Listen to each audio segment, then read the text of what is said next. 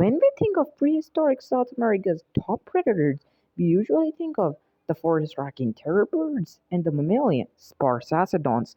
But these weren't the only large predators of the region, as South America was also home to the sebicids. The sebicids were a clade of fully terrestrial crocodylamorhs, the same group of reptiles as modern crocodilians. But unlike their modern relatives, most sebicids were fully terrestrial. They primarily lived in South America, but they originated in Europe. Because of their terrestrial lifestyle, sebicids differed greatly from modern crocodilians. Unlike modern crocodilians, sebecid limbs were fully erect as compared to the semi-erect stance of modern crocodilians. Many modern crocodilians, like the Cuban or the freshwater crocodile, can run extremely fast, but when compared to sebecids would have made them look slow. Sebecid teeth were also different when compared to modern crocodilians. Sebecid teeth were zyphodont. Zyphodont teeth are laterally compressed, serrated, and blade-like, as opposed to the conical teeth of modern crocodilians. These zyphodont teeth are somewhat similar to large varanids such as Komodo dragon, sharks such as the great white shark, and many of the theropod dinosaurs sebecids had replaced. It was once thought that sebecids and the larger clade they are part of, Notosuchia, were endothermic or warm-blooded, somewhat similar to dinosaurs and mammals. But a study that looked at the bone histology of Notosuchians found that sebecids and other Notosuchians were ectothermic or cold-blooded. But still, their metabolisms were much higher compared to many modern-day ectotherms like modern crocodilians. Their metabolic rates were on par with modern-day monitor lizards, which are very active for ectothermic standards and include large predators such as the Komodo dragon. This opened up ecological niches closed to much more typical ectotherms like modern crocodilians. It was once thought that sebecids originated in South America, as most of their fossils have been found there, but the discovery of Ogrosuchus challenged this idea. Ogrosuchus was a small sebecid that lived in Europe approximately 66 million years ago. Ogrosuchus was found in a sauropod nesting site, indicating that it was possibly an egg thief.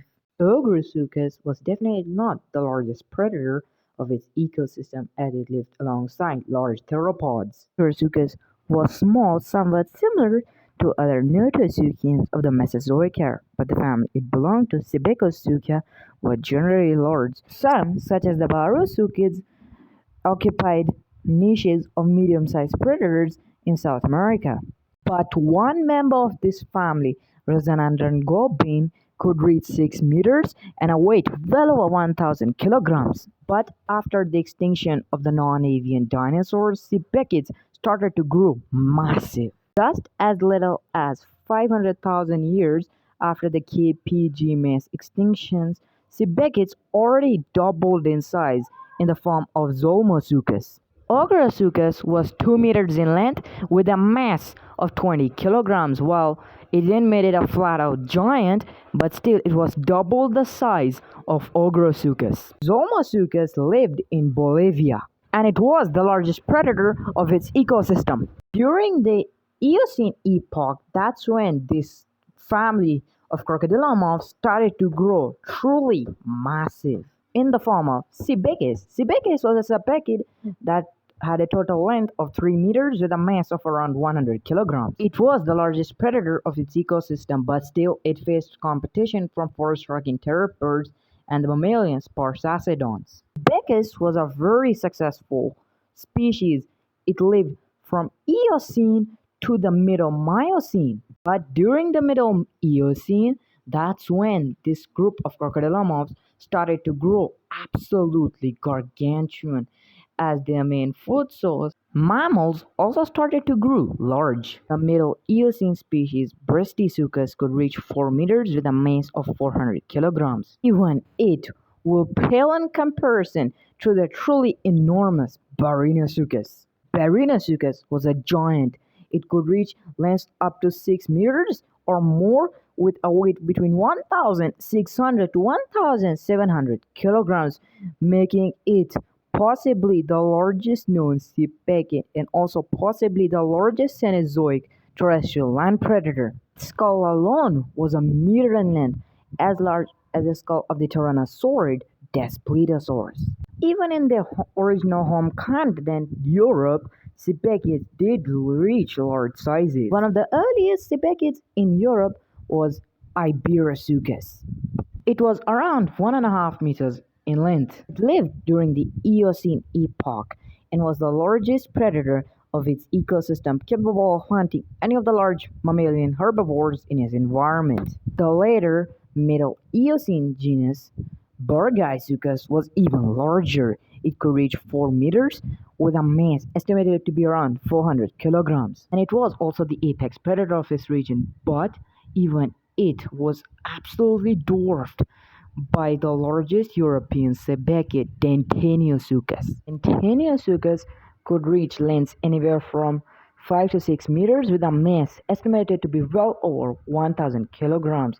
It was definitely the largest terrestrial Cenozoic land predator in Europe and also one of the largest terrestrial land predators during the entire Cenozoic era, only rivaled by Berinosuchus. While most sebecids were terrestrial, even their ancestors were terrestrial, there was actually a sebecid which was semi-aquatic. Its name is Lorosuchus. Lorosuchus's skull was flat, comparable to modern crocodilians, so it indicates that it could possibly have been a semi-aquatic sebecid. While sebecids were truly impressive, unfortunately, they did went extinct like other notosuchians. In Europe, sebecids went extinct around in the late Eocene epoch as the world temperatures started to drop.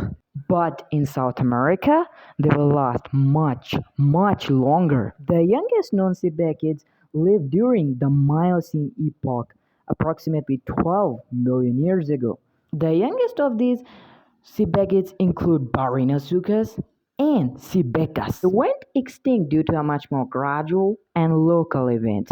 As the Andes Mountains started to grow, it completely changed the ecosystem of South America in the Miocene. Before the Andes Mountains, South America was a massive wetland, especially central South America. But after the Andes Mountains, this massive wetland slowly disappeared and the biome, quite similar to the modern day Amazon, appeared, which led to a lot of extinctions. As the last known sebecids were the largest and apex predators of their region, they would have been quite affected as their food supply started to dwindle. Another contributing factor was a global decline in average temperatures, which affected large ectotherms like the sebecids, even in the tropics. At the end, their large size, which gave them the initial advantage, was also the main reason of their downfall. Thank you for watching. I hope you learned something interesting. If you liked the video, please hit the like button and subscribe if you like to see more. And of course, have a great day. And if you have any suggestions, you can write in the comment section below.